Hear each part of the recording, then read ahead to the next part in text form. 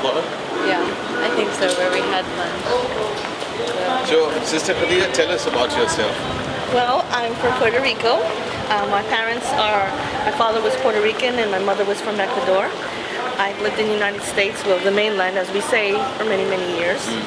And I converted in 1983. You converted in 1983? Yes, sir. And where were you when you converted? Were you in Miami? Oh, I was in New York City. And I actually questioned a lot of things because I grew up as a Roman Catholic. And I didn't find answers. And finally I decided that was one way to do it, was to go directly to the mosque. And when I went to the mosque, that's when it really hit me. I chose my name, Khadija. My name is Vita Milagros Rivera. And I chose it because she was the first Muslima. And I chose it because she was a businesswoman. And at that time I was a businesswoman.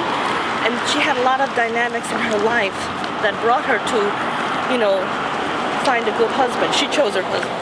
And it was a very unique kind of woman. So I really wanted to emulate her. That's how I chose Khadija. What a remarkable role model Hazrat Khadija was. Yes, she was. What a great name to inspire you, because you're a role model now. People talk about you with a lot of respect. Now, Hailey, you talk on and I'll keep an eye on you. As we walked into this restaurant, I saw a lot of people looking up, very shocked. So how, do you find that? Do people look up with hostility? As you know, I was in the Emirates for a month, where we were not being stared at because obviously we're the blend. And when I came out with him this morning, just to come here, we were going through the streets, and everybody was staring. And I said, "Wow, I'm back in America." It was like, we're kind of used to it. Post 9/11, directly after it, I was working here, and it was very hard. I had to actually leave Miami. You had to leave Miami? Yes, I was working for the district attorney's office, and people were spitting at me. Spitting at you? Yeah, spitting. I was on the Christina show because people were spitting at me. It became very vicious, and I decided to go one step further rather than hide. And some people were even told to take off their veils for safety. I refused. I said, I'm not going to take off my veil because that's sort of like a sign of defeat. I didn't do anything. None of the people that I knew knew anything about what was going on. So I felt like sort of like a challenge. Do you see the family in the larger American society as being a strong unit? In American society, I don't think it's as strong as it was many years ago. I think it can be better.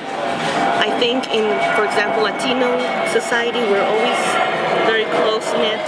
We have extended families. I think we keep that. What is great about being a Muslim in America is that we try to keep that extended family part of us.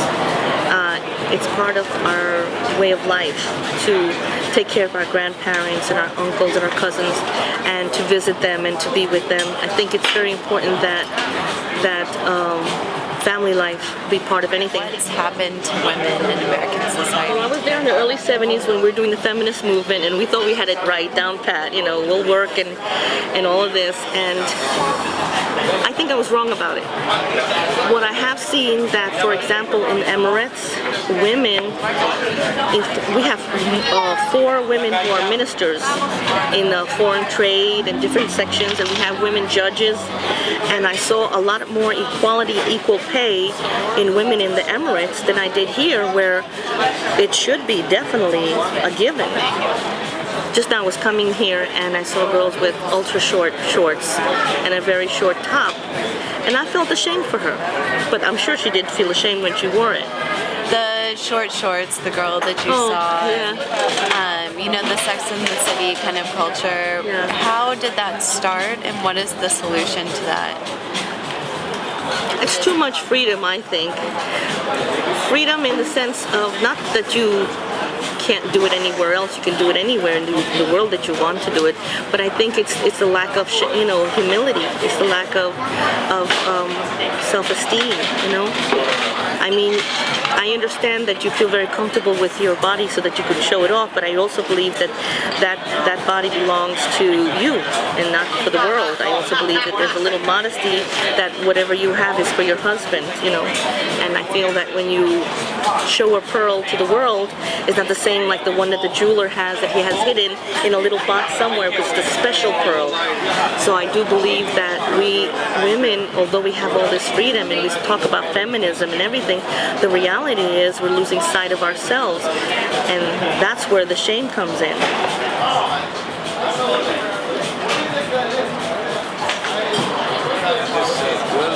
Wild phenomena, you know, you have these girls lifting up their shirts and things. How do you explain that to me as a Muslim? I'm just puzzled. Why should a girl think that that's a good thing, and why should she allow herself to be filmed? How do you explain it? I don't have an answer for that, because I think it's part against of the feminist revolution that women feel that they can and they could do it, you know. But I think there's also the power to them that should say, well, even though I can, why should I? Because I think it belittles them as women. I think that it makes them not equal to men and actually makes them a piece of meat. So that I'm ashamed by them. But that is their prerogative and their right, and they can do it, you know. But no, I don't know how to explain it to someone, and I definitely cannot explain it to a Muslim man, because it's very hard for me to explain that.